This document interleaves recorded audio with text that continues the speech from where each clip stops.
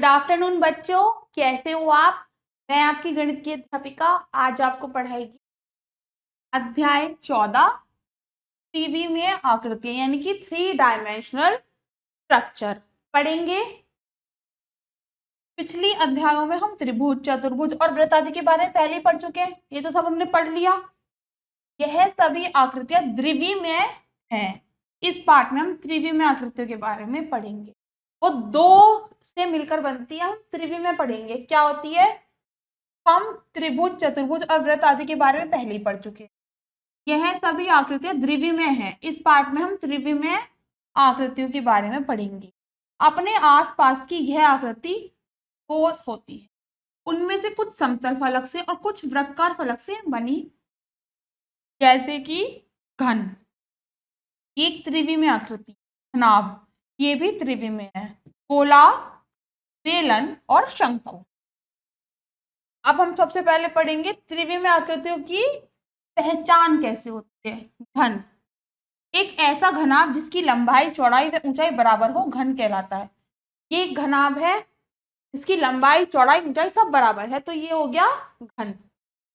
इसके उदाहरण क्या है? जैसे पासा, चौक का डिब्बा। एक घन में भी 6 फलक, 12 कोर और 8 शीर्ष होते हैं। 6 फलक यानी कि 1 2 3 4 5 6, 12 कोर 1 2 3 4 5 6 7 8 9 10 11 12 और 8 शीट। 1 2 1 2 1 2 3 4 5 6 7 और 8। ठीक है, ये इसके शीट। अब हम पढ़ेंगे घनाभ यानी कि क्यूबॉइड के बारे में। घनाभ वह ठोस आकृति है जो 6 आयताकार समतल फलक से मिलकर बनी है, जैसे कि किताब, माचिस की डिब्बी, ईंट, संदूक आदि। किताब, माचिस की डिब्बी, ईंट। घनाभ के निम्नलिखित मुख्य भाग भी होते हैं। पहला क्या है? पृष्ठ। इसमें 6 आयताकार फलक होती है, सम्मुख फलक एक समान होती है। 6 आयताकार फलक हो गई, 1 2 3 4 5 6 आयताकार फलक हो गई। दूसरा होता है कोर। 2 संलग्न को मिलाने वाली रेखा कोर कहलाती है। कोर क्या है? ये 1 कोर, 2 कोर, 3 कोर, 4 कोर, 5, कितनी होती? प्रत्येक फलक में 4 कोर होती है। और एक फलक है जैसे ये, तो 1 2 3 4 कोर हो गई। इसमें आते हैं एक घनाभ में 12 कोर होती। 1 2 3 4, एक में 4 हो गई तो 6 में हो गई 12 कोर। तीसरा है शीर्ष। वह बिंदु जहां 3 कोर मिलते हैं शीर्ष कहलाता है। 3 बिंदु मिल रहे हैं, जैसे 1 2 3 बिंदु मिल रहे हैं, तो यहाँ क्या हो गया? ये हो गया शीर्ष। ठीक है, ये शीर्ष हो गया। 1 2 3 बिंदु मिल रहे हैं। एक घनाभ में 8 शीर्ष होते हैं। ठीक है, तो इसका मतलब क्या हो गया? घनाभ में 6 फलक, 12 कोर और 8 शीर्ष। जैसे घन में 6 फलक, 12 कोर, 8 शीर्ष होते हैं, ऐसे घनाभ में भी। अब हम पढ़ेंगे गोला यानी कि राउंड। एक गोले का फलक वृत्ताकार होता है। ये वृत्ताकार है यानी कि वृत्त है। यह किसी वृत्त को उसके व्यास के परित घुमाने पर मिलता है। इसका ना तो शीर्ष होता है ना ही कोर। इसका ना कोई शीर्ष होता है ना कोई कोर होती है।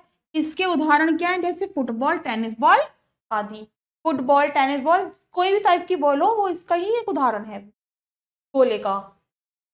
अब हम पढ़ेंगे बेलन यानी कि सिलेंडर के बारे में। एक बेलन में एक वृत्ताकार फलक, 2 समतल फलक इसके दोनों किनारे पर होती है। ये तो समतल मुख हो गया, ये वृत्ताकार मुख हो गया और ये कोना हो गया। इसमें कोई शीर्ष नहीं होता।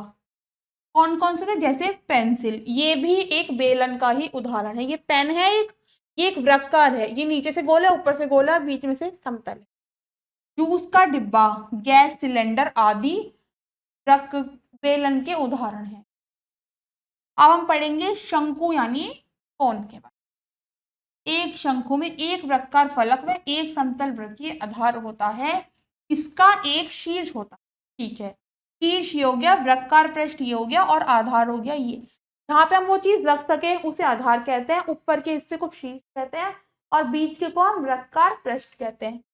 जैसे जोकर की टोपी हो गई ये, एक आइसक्रीम का कोन ये हो गया और तंबू, ये हो गया एक तंबू का उदाहरण। ठीक है, अब हम पढ़ेंगे प्रिज्म के बारे में। प्रिज्म होता क्या है?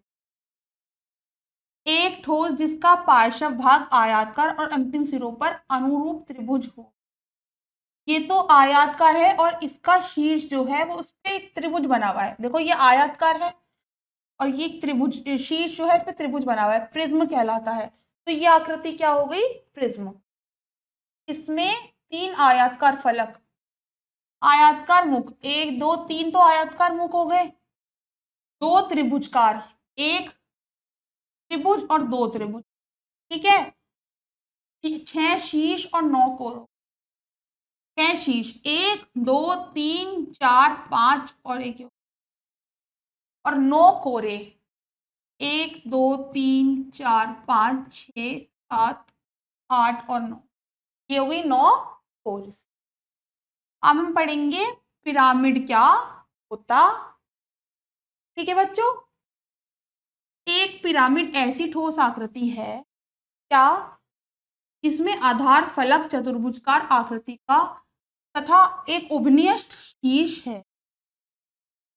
ये हो गया पिरामिड। इस आकृति को बोलते हैं पिरामिड। इसके शीर्ष से आधार पर खींची गई लंबवत रेखा की लंबाई उसकी ऊंचाई कहलाती है। ये जो शीर्ष में मतलब बीच में जो रेखा खींची गई है इसको क्या कहते हैं? कि ऊंचाई का त्रिभुजाकार फलक पार्श्व भाग है। ये जो इसका त्रिभुजाकार ये जो आकार है ये इसका पार्श्व है। एक पिरामिड का नाम इसकी भुजाओं के अनुसार दिया गया है। जैसे इसकी भुजाएं हैं वैसे इसका नाम, जैसे त्रिभुजाकार, पिरामिड, वर्गाकार पिरामिड और पंचभुजी आकृति आदि। ठीक है बच्चों, ये पिरामिड का एक उदाहरण है। इसी के साथ ये अध्याय यहीं समाप्त होता है। इसका अभ्यास आप स्वयं करेंगे। मैं मिलूंगी आपसे अगली कक्षा में। तब तक अपना ध्यान रखिएगा और सुरक्षित रहिए। बाय बाय बच्चों।